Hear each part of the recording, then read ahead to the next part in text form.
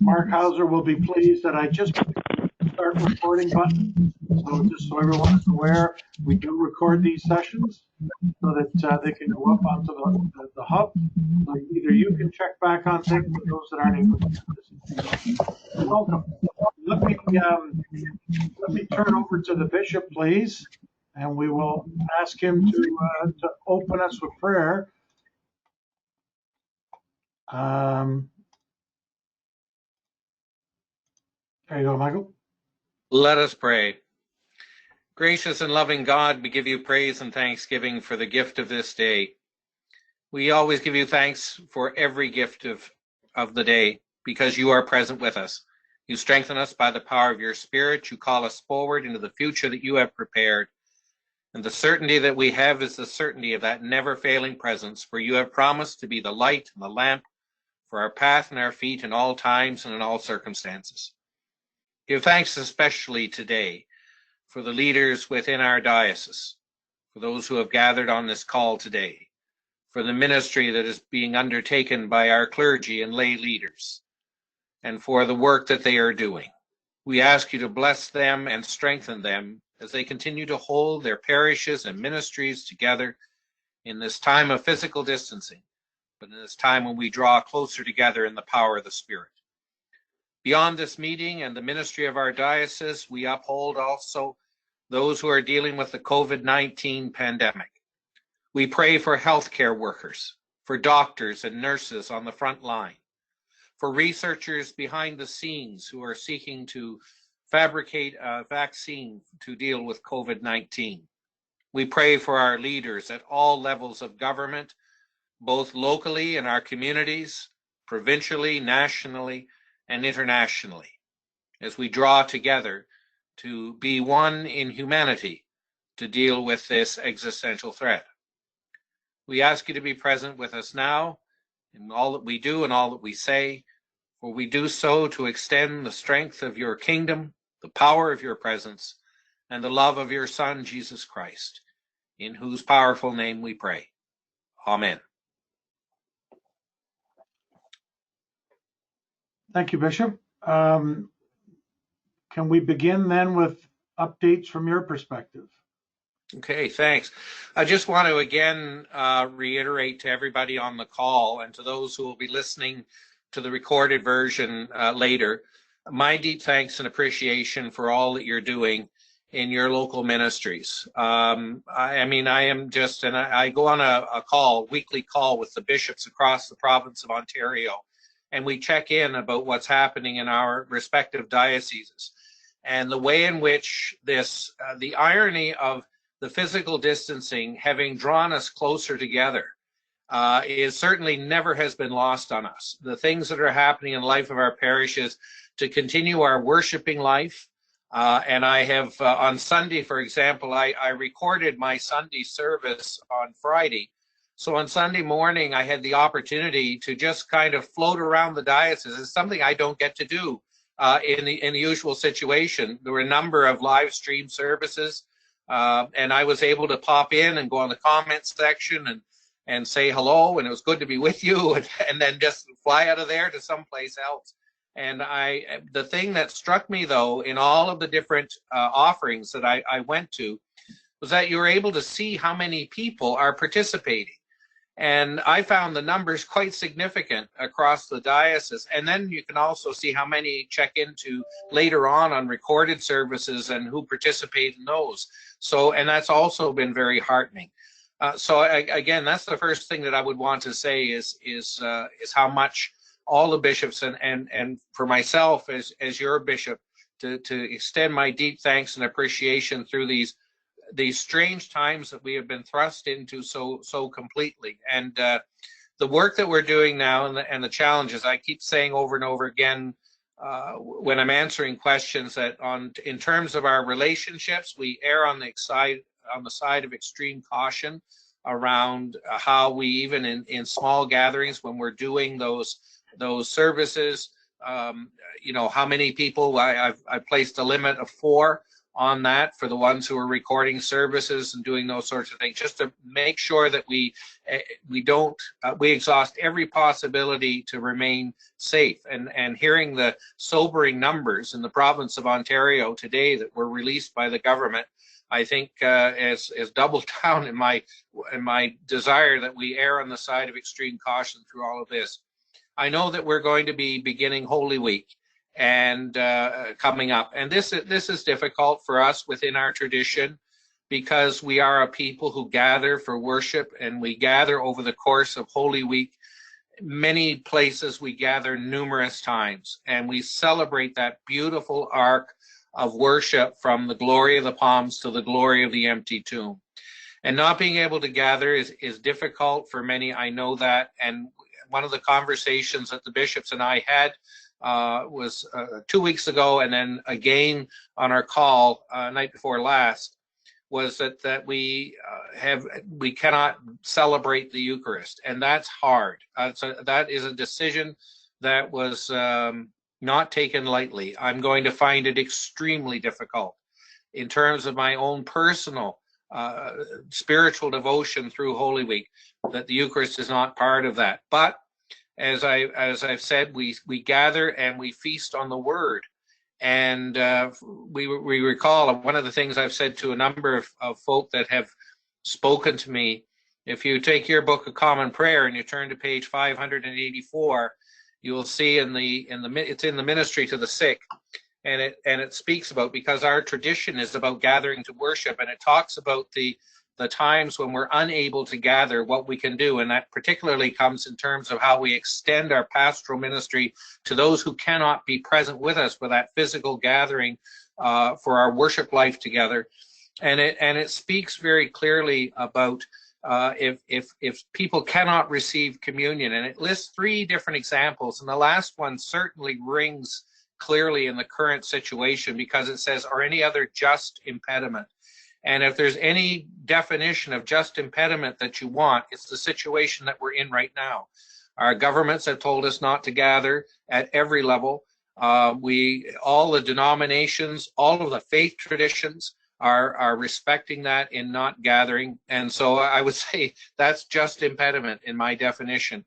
You can make a spiritual communion. And that page 584 tells you about what it means to feast in that way and receive the benefit of the sacrament. And I know there will be many who will be doing that over the course of Holy Week as part of their devotion. So those are just a few of the things that I would want to say to you today.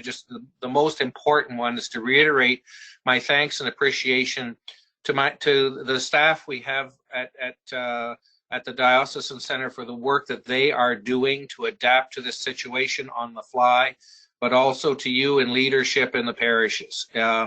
This is something that I will carry with me in memory for the rest of my life, how we have responded to this situation. It is wonderful to see, and I want to thank you, and I can't thank you enough for what you're doing. So just with that, I'm always through this call. If there are any questions or comments, I think at the end, maybe Alec, we would kind of open it up that way. But if I can toss it back over to you, and then you can take it from there in terms of the things that you want to say, and then we can open it up at the end for any questions or comments that folk have in leadership. Okay, great. Thank you, Bishop. I will quickly share my my screen here.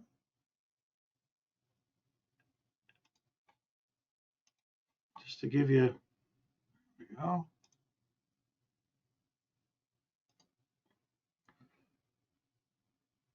There, you should now be able to see the chart deck.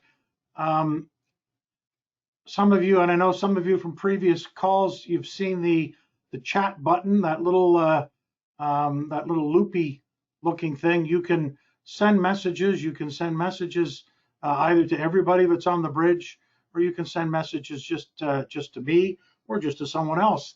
But that lets questions or comments that go along as we go. And then, as Bishop mentioned, we'll cover at the end. There's not a ton of material today, but some very topical stuff that I know some of you are looking forward to and focused on. So I think the one thing that, of course, the end of March, beginning of April, is the quarterly investment payouts, and both for the churches from the investment fund and cemeteries from the trust fund. And so that's always on everybody's mind. But of course, this year with the drop of income in churches because of the people not being in the church, it was clear to us that this was going to be even more critical and timely. We'd built a plan that in Q3 or Q4 of the second half of the year, we would be shifting over to making those payments electronically, to direct depositing those into church bank accounts. And that was the plan we had worked to. As we had this discussion, the staff, and I'll give Joyce Williams full credit here for saying, yep, we can probably do this. And what it meant was that Joyce had to do a bit of a workaround, and we had to approach it in a really tight time frame to make it worthwhile. But what we did was, we basically, for those churches that we have banking information on, and that's pretty much from the PAG, those churches that receive money through PAG, we were able to do direct deposits for both the cemetery and the church funds. And what that really means is it saves a ton of time, because even normally when we're in the office, the checks have to be approved, and then the payment has to be approved, the check has to be printed, it has to be signed by two of us, it then has to get put into an envelope and put out into the mail. Canada Post gets it out to each of you.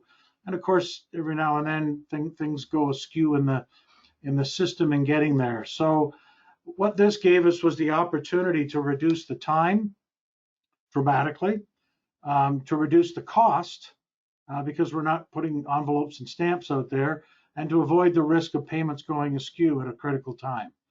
And because of the factor of time, that really made sense. What we were able to do was that 85% of the church payments and 83% of the total amount of money from the investment fund out to churches went by direct deposit. Similarly, on the cemetery side, we were a little lower because there's a number of cemeteries we obviously don't have any banking stuff with. 64%, so almost 2/3 of the cemetery payments that went out, and just over half of the total funds went out by direct deposit. For those that went out that way, there was an email confirmation sent out with the amount.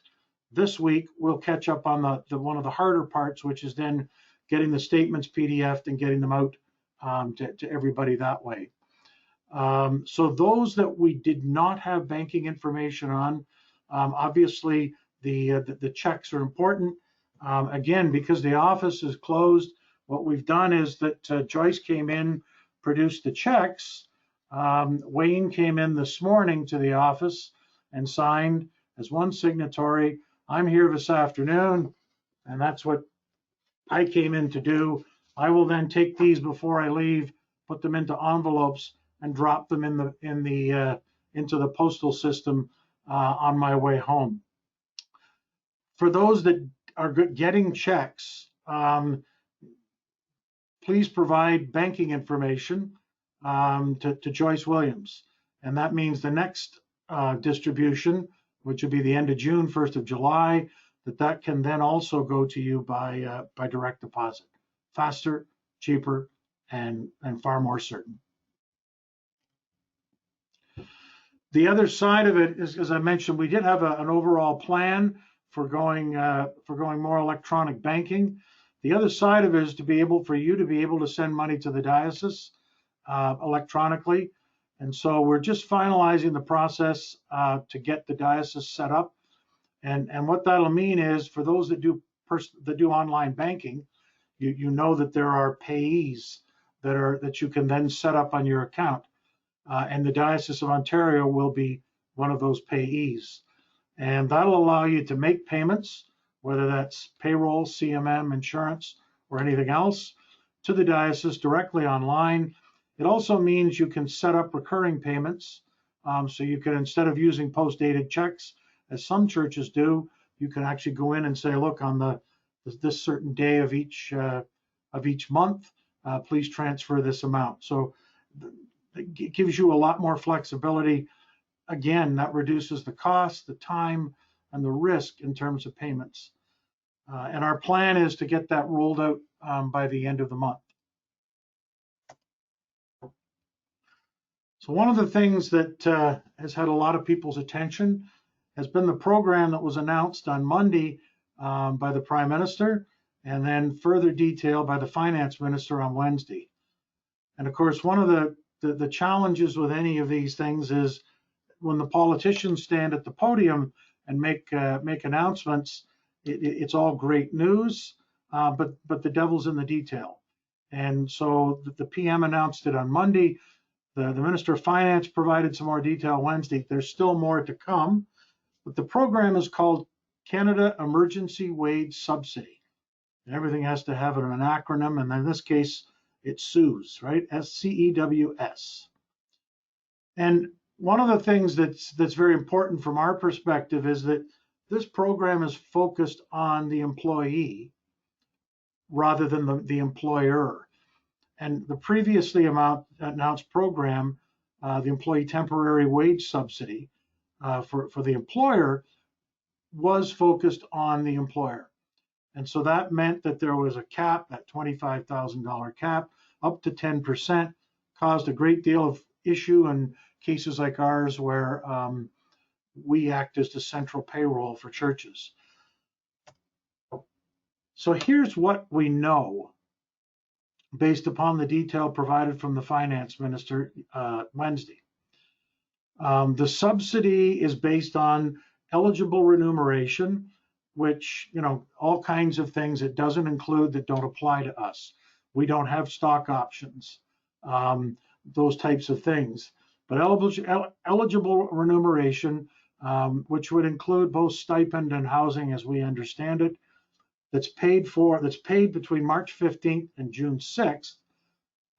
This subsidy is available 75% of what was paid, up to a maximum of $847 per week, or the lesser of either the remuneration paid was less than $847, or 75% of the employee's pre-crisis weekly remuneration, which just reflects that some employers cut people back on hours.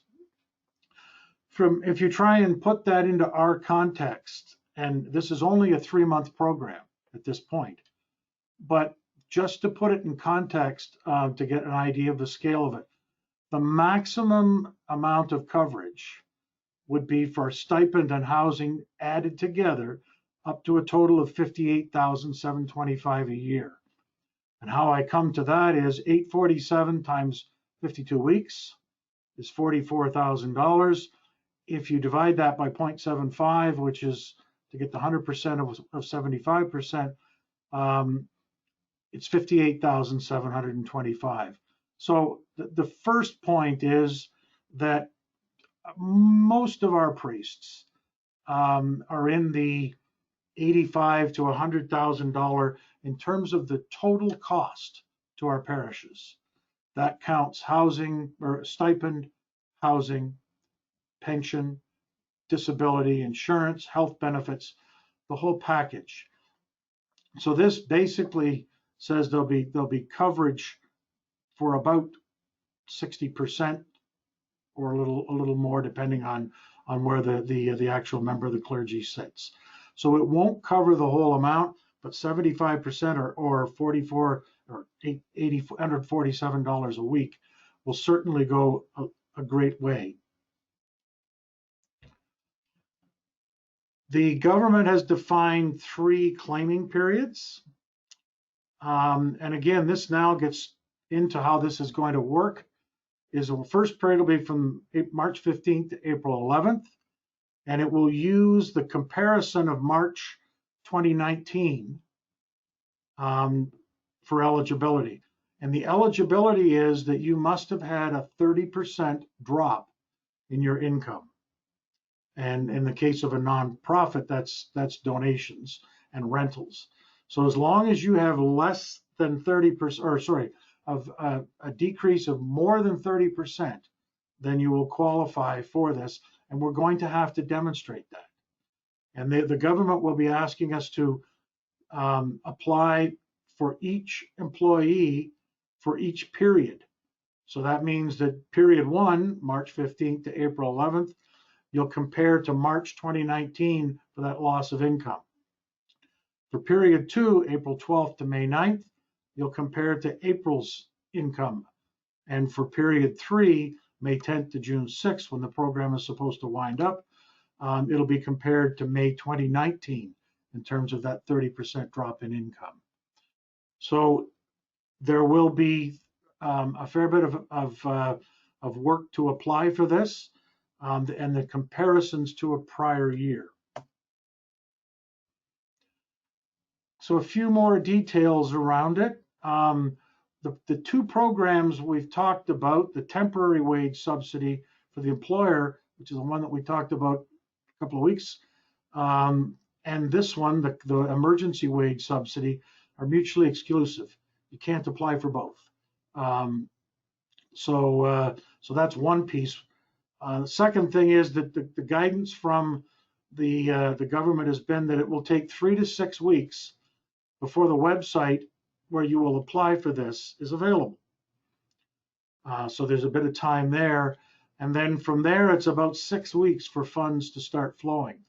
The temporary program, you were going to keep and basically take some of the money that you had deducted from your employees, and instead of paying it to the federal government as you normally would, it would come and you could use it for other things. This is going to take a payment from the feds, and that's going to take some time. So one point to remember here: 3/4 coverage up to that amount. The second thing is that it is going to take some time before the money for this starts to come through.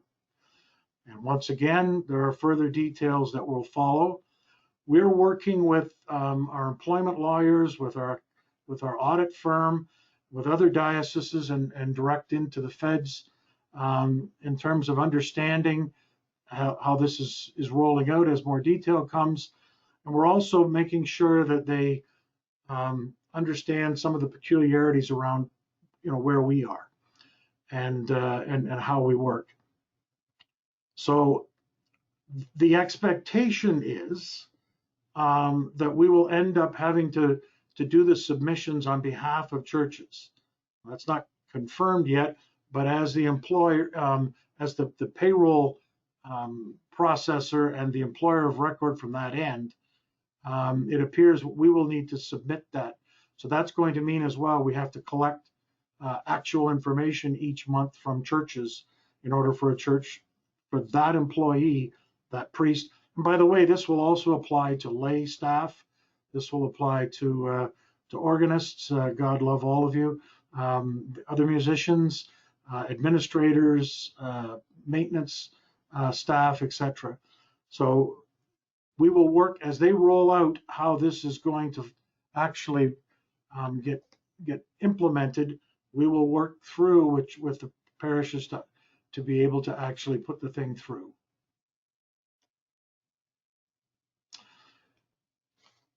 So the other one that I wanted to touch fairly quickly was just a reminder on financial forecasts. We've seen a number of dioceses announce programs. From our perspective, and I always, those that know me, I like quotes. And this one is one that I've not been able to find who it was attributed to, but without knowledge, action is useless. And knowledge without action is futile. So we're really trying to walk the line and make sure we can respond in a very timely way, but respond in a way that is going to work, A, for churches, and B, for the diocese. That, again, as we had talked last week, the resources available to us are finite, and we need to try and make sure that we factor in things like that government program. So the critical part of us determining the support plan at the church level is for us to get these forecasts in. The spreadsheet and a PDF are available on the Pandemic Hub, the diocesan webpage. We're asking for those back by next Wednesday, which is April the 8th. At this point, I think we have 7 or 8 in, and thank you. And if you need any assistance or clarification, please let us know, and we will make sure your questions get answered. And again, we're going to tailor this around the responses that we get. And once again, if we can't get information from churches in a timely way, it'll be difficult for us to apply when the time comes for that. So being able to participate in this is really going to be dependent on getting that data in.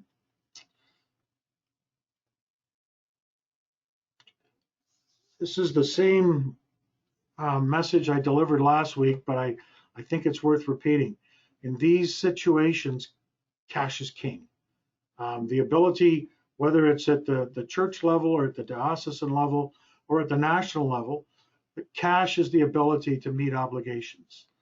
Cash is the ability for payroll, for rent, national, provincial, other expenses. It's also for those as you draw money from the investment funds, we need cash to be able to do that. So we are very focused on conserving cash for the most critical expenditures. Within the diocesan program, we're squeezing everything we can, and because expenses in most cases also equal cash. I can say, and I can say this with deep gratitude, that looking at the March numbers for cash receipts from the churches, that our number was pretty solid. Very thankful for the continued support from the churches. And as we work our way through, those that can supporting, and we wind our way through us supporting the ones that are going to go through a deeper struggle. So thank you. That for the month of March, we move into April in a good position. Just a couple of items to just touch quickly. As I mentioned, we're trying to minimize discretionary spending, things we can control in the short term. Again, so everyone is aware, because of the investment fund, we're trying to manage the impact because the markets are down, and we're trying to manage the long-term impact, as well as making sure we've got cash available. So we've capped that each church can only draw a maximum of $25K per month. Multiple months, but $25K in a single withdrawal in a single month. And thank you. A couple have come in and specifically tried to stay under that. We've asked our broker to clear another $500,000, so that's accessible in the short term. And again, recognizing that as we look at how to support each other, that's the common good requires mutual support, and we're working that through. The hope is that if we get everything in by next Wednesday, of course, Friday is Good Friday, but the hope is the following week we'd be able to call a special meeting of Synod Council to be able to consider anything that what we've come up with out of all that data, and put a package and proposal together for council. So at the 30-minute mark, I will open the line up. I'll start with some questions from the chat first, and then I'll open up the mics. The first was, can I explain what churches need to have proper banking set up on their end? And so what the first step is, that we need your banking information for us to deposit funds into you. And that doesn't require, obviously, each transactional approval at your end because you're receiving money. We only put it into that authorized account, and it really is up to you, as always, to control access to your bank accounts. Once we get to the online, you sending money our way, part of that system will be how we recommend you get your two approvals on any payment to us. So part of that system that's being worked through in April, and when we roll that out, hopefully the end of the month, will include our recommendation on how you actually go in and do that.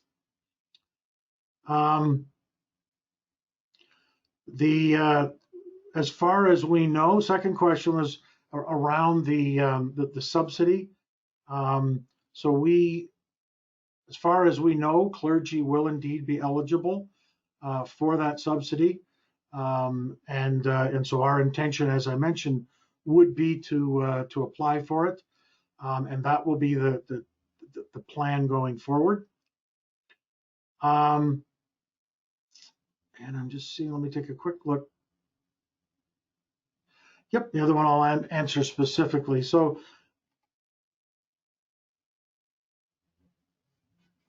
let me open up the, oh, sorry, I got asked a question that the insurance billings would show each item clearly. That you should have your insurance certificates, which breaks down and all of that. There was an email went out with all of that in PDF form with your insurance certificate, which also included the Aon billing and then our part of it as well. So that you should have had all that back in February.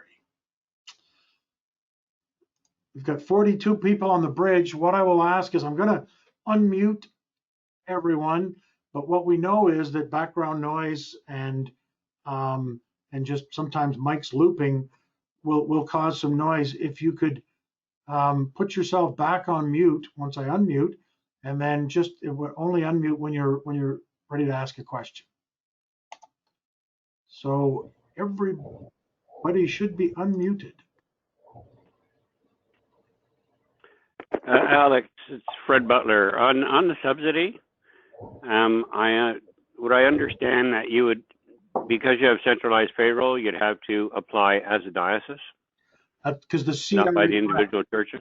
That's correct, because the CRA, while each church has its own charitable number, the CRA sees us as the employer because it's under our business number that everything runs. Yeah, that's fine. Part two, this is my follow-up, like I've been watching TV. You got a question and a follow-up, right? The subsidy is only for employees, right? Not contractors? As we understand it, it is for employees, but I think again, how you define contractor, I would say that if you are withholding EI and CPP and income tax, then I would suspect that would qualify for it. But that's one of the questions that we need to get detail on. Okay, thank you. Alex? Yes. It's Gary Thornhill. What about the assisting clergy? I know you and I have been chatting back and forth on that. Are they going to be eligible for the 75% subsidy, or are we looking at a different government program for the assisting clergy? I'm thinking of Reverend David, for instance, with our parish. And again, I suspect, and there's these things we simply don't know. But my suspicion is that if we are treating them like an employee in the sense, and even though they're an appointee, that if we're treating them and withdrawing EI, CPP, and income tax, my suspicion is that the CRA will then see them as an employee.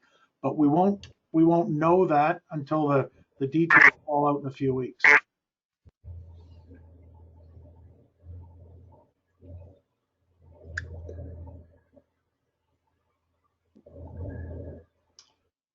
Any other questions?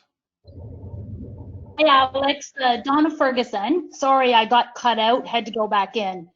My question is, are we allowed to use designated funds to continue on? So example, an altar build fund and a building fund that we have access to here in Athens. Is that allowed? Because typically that is only for those items. So, and there's actually the provincial chancellor, who we're familiar with, one of the questions, the Ontario, because a lot of those trusts are managed at the provincial level, the legislation regulations are at the provincial level. Well, one of the questions, and there is a discussion there about if a church or if a charity is at risk of going under, they could draw upon designated funds. One of the things that we would, I think, want to understand within the church is how did that fund get designated? So if that money was designated by the church as a building fund, then I would say that we're fairly safe in those funds being used for some of the other things. And of course, afterwards, you'd look to try and replace those funds if possible. That's different than someone who, say, passed away and in their will, specifically in their will said, I am giving this to St. Swithin's Altar Guild, and it can only be used for a certain type of flower on certain types of Sundays. That would be a different one to try and reallocate. Okay, yeah, these wouldn't be for those particular ones. It's just, we do have a building fund should I need to buy something or for the building. But anyway, I was just wondering about that. And my other question is, if we pull money out, do we have to pay CMM on that next time? Because we would be pulling using funds that we typically would not be drawing on. Right. So we've had this discussion a couple of times. And so the first thing is that the activity this year, of course, affects CMM in 2022. So if you're having to pull, and normally you have to pull money out of operational deficits, then it is accessible for CMM. If you pulled it out to work on a building project, that's different. So the theory being that if you have to withdraw $20,000, your income's down and it balances out. You would not see a greater increase. If we make it non-accessible, we could all see ourselves, the diocesan budget down significantly in 2022. So we have not, obviously, we can't make hard decisions in terms of changing the current rules, which is it is accessible, until we really kind of work our way to the end of this.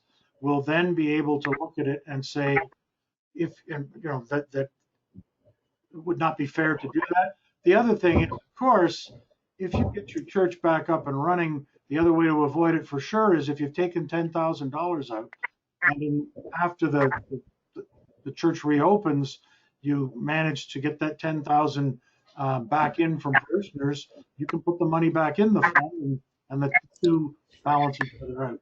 So long-winded answer, but at this point, the rules are still what they are. Okay, thanks.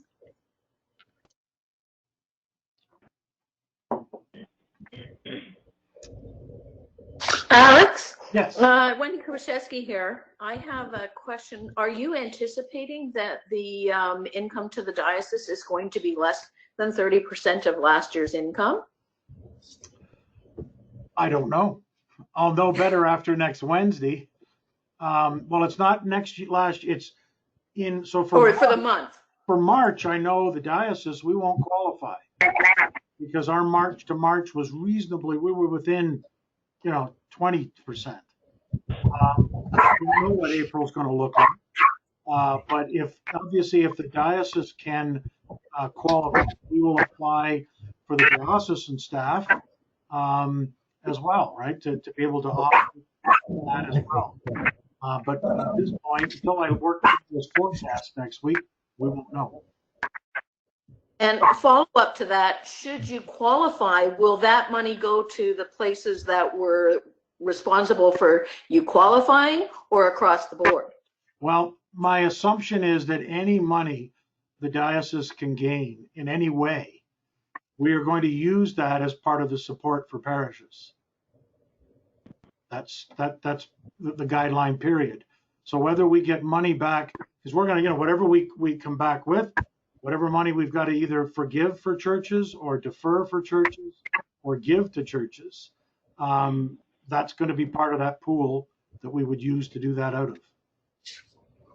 So when they're giving you the money, do they not require that you give it back down to your employees? No, because we continue to pay. What they're doing is, the assumption from the government is you continue to pay your employee, right? We're giving you 75%, and when you do it, you're agreeing that you'll pay another 25. Gotcha. Thank you. Yep. Alex, Yes. it's Gary. Just further up on that question, but would it not, like, we run a central treasurer type system here with our 3 churches, and I do all the payroll. Would it not reduce the diocese? Sorry, we lost you for a few words there, Gary. Okay. With central treasurer, would the 75% subsidy not reduce the payment that I have to make to the diocese for payroll by 75%? Yes. Yeah, so central treasurers, or however it works for the other churches, should see their payments to the diocese reduced. My other question is, I've sent in a bunch of post-dated checks, so we're going to have to figure out something. I can't have you cash in all my post-dated checks. And I fully understand. I do believe Joyce is on the call. And so Joyce will be working our way for April, working through post-dated checks and trying to confirm to folks on cashing them, or do we need to do something different?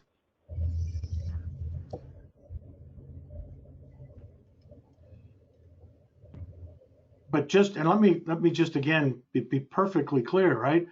Whatever benefit the federal government provides per employees that are paid for by churches will go to reduce the cost for the church. And then whatever comes back from the diocesan level would also be wrapped around trying to put that money into the pot that will, again, give us the package to be able to support churches. So Alex, Donna Ferguson again, I just want to understand this, that if our church for the month income is down by 30% last year, then should we decrease our payment to the diocese by that 30%? Or because we have been trying to pay the full amount, even though we're down maybe 75% of income. So for the month of April, again, what we're trying to do is keep everybody afloat. So if what we're asking is, certainly for the month of April, because there's going to be no money flow, right? And so for the month of April, if your church has the money to be able to meet your payroll, please do so, right? If you can't, part of what will start coming out of the forecast exercise, we'll start having discussion around how that works, but the answer is going to be different church to church. Some of our churches have seen major issues because they have, in some cases, there's no PAG, and they're entirely dependent on somebody dropping off a check, or that kind of thing. Other churches have large PAGs, and their income has not been hit as hard. So we recognize everybody is in a different situation. But if we pay our full amount, even though our income is down, so we're using funds, then the diocese, if everybody were to pay what they're supposed to, even though they're down, you wouldn't qualify for that subsidy because you're getting all the income from the churches. Well, so first thing is we won't count payroll as income. This is part of what we've got to work our way through. Our income is not, payroll is a pass through, right? We don't. Yes. It just passes through. Where our income comes from is seen, and so that's some of the pieces that we're going to need to wind our way through as we understand where we're at. The one issue is that we have flexibility, more flexibility with CMM payroll. We're going to pay on the 15th of this month. We're going to pay again the end of the month. We're going to make that payment from diocesan funds. The question is going to be, is how much of that are we then going to receive back from churches? We are still, Okay, right? So the assumption is we're going to get that 70, that you're going to get that 75. But again, I'm not trusting anything until we know it. So we're going to have to keep each week giving you more. As we find out more, as we learn more, we will communicate each week on where we need to go. okay, all right. But just to be clear, we're all in this together, right? We're not, the diocese very much is all the churches that make it up. The diocese is not this office or Kingston or whatever. The diocese is all of our churches together. And that's when I talk about the diocese, that's what I mean.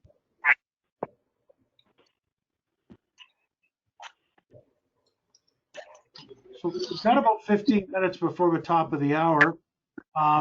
Anyone either has any questions for the bishop or has anything that, again, you've got things you're doing that are kind of innovative, or things that you could do with some help with. Now's a great time to raise them, just to share a little bit around some of the good things as well as some of the challenges.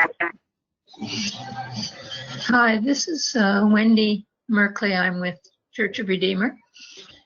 If everybody makes their CMM payment, then your revenue stream would stay the same. Is that correct? That's correct. And of course. So even if we're prioritizing now and we think we can't make it, so we're doing a drawdown in order to make the CMM, you're still going to show that you had the same revenue, which will affect your application. Because we don't use the cash system for bookkeeping. We use the accrual system.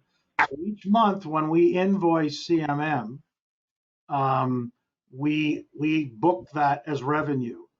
Now, and of course, we will not do anything, and I know the bishop is staring straight at his camera right now. We will not do anything unethical. We will not do anything illegal. We will not misrepresent to the federal government. However, what I am saying is that by the time that we send out our April invoices, that we should have an approved plan from City Council, right? And if we're going to do anything that would involve CMM, it would come by reducing the invoice you receive, because you receive an invoice for CMM each month. And I don't have your forecast, and let me again pound on that drum. We need your forecast so we can develop a plan that's going to allow us to be most effective for all of us together.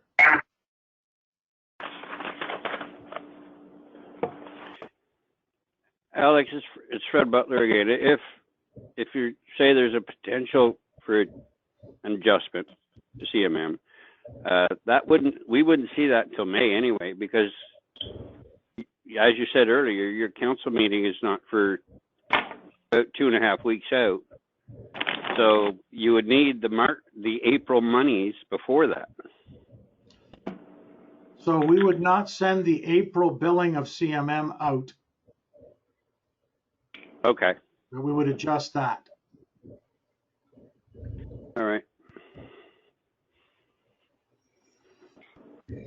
Alex, it's Mary. Hey, the only invoice I get for CMM is your monthly account receivable. Sorry, Mary, I didn't completely get you. Could you repeat that? I'm stuck on some of the fine details. The only invoice I get for CMM is the monthly account receivable statement, which comes out following the month. Correct. So March's CMM, I won't know what it is until sometime in April. And hopefully I've already paid March's CMM. And because by the time we see, like you said, by the time we receive the information about the CMM invoice for April, you're hoping we've already paid it. So In when the April. March invoices go out, they've gone out. When the statement comes out, March is billed. What we would be adjusting is, I can't adjust anything today because I don't have governance approval to do anything. And that requires Synod Council. That's why we need to get your forecasts in so we can create the plan and get council to approve it and time to implement it. Alex, it's Gary again. Just so I'm clear, is the payroll invoice separate from the CMM invoice, or is that different depending on how your parish is set up? The payroll invoice is a distinct invoice that goes out because for some churches it's the same for separate employee because people don't change every month. In other cases, if you've got supply clergy, if you've got people that are putting in hours, then it flexes each month. But there is a separate invoice for payroll.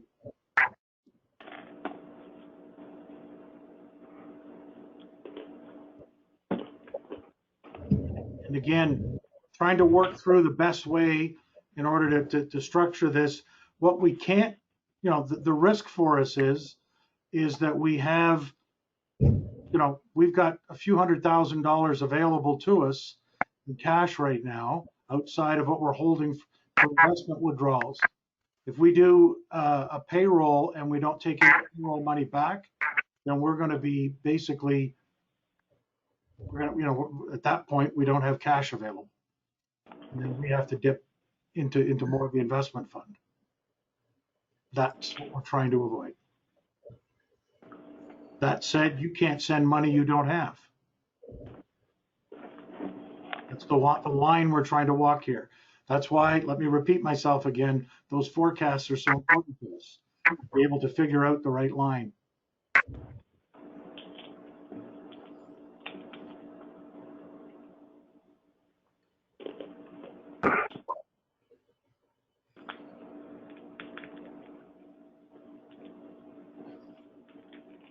Any other questions? Does anyone have anything else to offer? And again, this is continuing to develop. By the way, next Friday is Good Friday. So our intention next week would be to have the call on Thursday rather than Friday. That'll go out in a communication. What we're trying to do here is communicate. So as things continue to develop, I will send out information to you. Please, and I again, even every day, every time we send something out, I find out somebody didn't get it.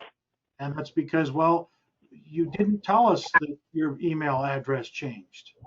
Or in other cases, we didn't know that this person's not the warden anymore, this person is. So it's really important, and the clergy out there, Wendy has sent out, I think back in January, a request for parish information sheets. It's important we get those back in.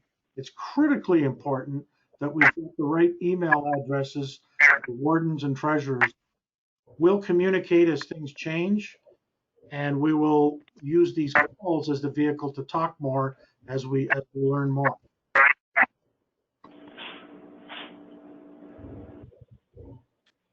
Alec, I just want to mention a couple of things that will be happening in Holy Week. Parishes are going to be doing a lot of different services and things like that through Holy Week that they're planning, but there'll be a couple of diocesan opportunities that I'd love for you to be able to spread the word about for folk who have that technology. One is going to be on Maundy Thursday at 7 o'clock. I'll be live streaming from the cathedral. Service of renewal of vows. That's renewal of vows for priests, deacons, and for the laity. Also the blessing of holy oil. One of the reasons why I feel that's important in Holy Week is that, again, as I said at the beginning of the call, you all, clergy and lay leaders, have all been thrown into this situation head over heels. And I want an opportunity for us to be able to focus on our call and our vocation and our ministry together that we share. And I think within the rhythm of Holy Week, it's the renewal of vows that we normally do on Tuesday. We've moved it to the Friday before Holy Week. It traditionally happens on Maundy Thursday. And so that's one of the ironic twists of this situation, is that we can actually do that service on the day traditionally over centuries that this has been celebrated. So I'll be doing that beginning at 7 o'clock. It'll be live stream. There will be a link sent out that those who wish to be part of that can link into it. We'll be sending it out on Monday, Thursday. Easter Sunday, I put out a word for all those who've been doing various online offerings to do, and they've been assigned. I've had a real raft of volunteers that have sent in to say they want to be part of this, and we've assigned parts of the service which are being sent in to Mark Hauser, and he's going to weave together an Easter Sunday diocesan service. And we're really looking forward to how this is going to work, and that's going to go up on the diocesan YouTube channel and our various communication platforms at 11 o'clock on Easter Sunday. So we're starting to get that all put together. So those are two things that, if you can spread the word about that in Holy Week. I've asked the clergy that those two times, 7 o'clock on Monday, Thursday evening, 11 o'clock on Easter morning, that the runway be kept clear so we can have those two diocesan services for everybody to be able to partake in whatever way that you can. So again, that's everything from me. I just wanted to pass that along and look forward to being on the call with you next Thursday afternoon.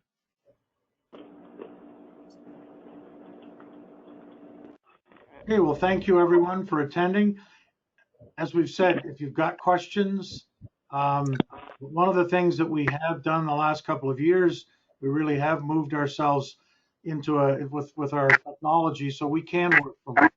So staff is available, phones, email. We've got access to all the applications. There's a ton of ways, and using things like GoToMeeting, ton of ways, but the staff stays connected. So it's a little bit slower because we're doing a lot of things these days. But with that, then, Bishop, would you like to lead us in the grace, please? Happy to. The grace of our Lord Jesus Christ and the love of God and the fellowship of the Holy Spirit be with us all evermore. Amen. Blessings, everyone. Thanks, folks.